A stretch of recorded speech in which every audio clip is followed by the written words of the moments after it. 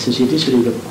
Et puis dernier point, évidemment, enfin je l'ai déjà évoqué, qui pour nous est très important, et en particulier dans les premiers temps, c'est vraiment que les gens rencontrent, lorsqu'ils commencent à avoir des idées de produits, de services, de marchés, rencontrer des gens qui connaissent ces marchés. Donc on le fait de façon... on a un réseau de gens, on a des gens qu'on appelle experts, enfin peu importe le vocabulaire, on a nos connexions, on connaît des gens, on les fait se rencontrer pour que les gens puissent avoir un retour de professionnels très vite, avant même que le produit ou le service existe au cours de vrai, que c'est juste du slideware ou à peine du slideware, et pour que les gens aient vraiment un retour. Et puis quand les choses avancent, eh bien vraiment bouger, enfin faire que tout le monde aille le plus possible, en tout cas disons toute l'équipe dirigeante, y compris la partie la plus technique, aille voir des prospects et fasse ce travail qui est vraiment fondamental.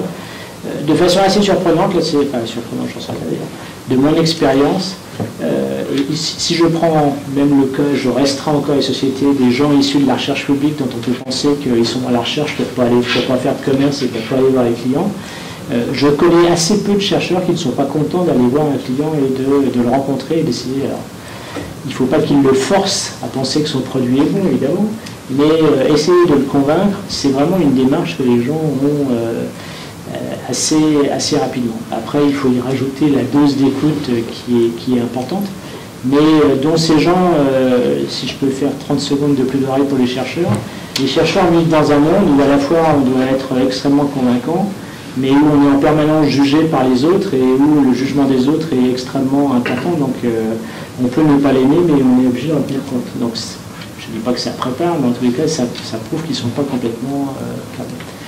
Donc voilà, pour faire court, et juste pour finir sur IT Translation, et je réponds à vos questions.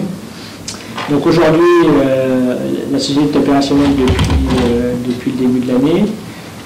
On a 18 millions. 10 millions qui viennent de l'INRIA, et comme je disais à Étienne tout à l'heure, c'est la banque d'Ilog qui est recyclée, donc IBM nous finance de façon directe, donc ça c'est une petite satisfaction. Donc je peux dire en permanence, comme je suis désolé Étienne, je refais les mêmes plaisanteries, que ce n'est pas de l'argent public, c'est de l'argent privé.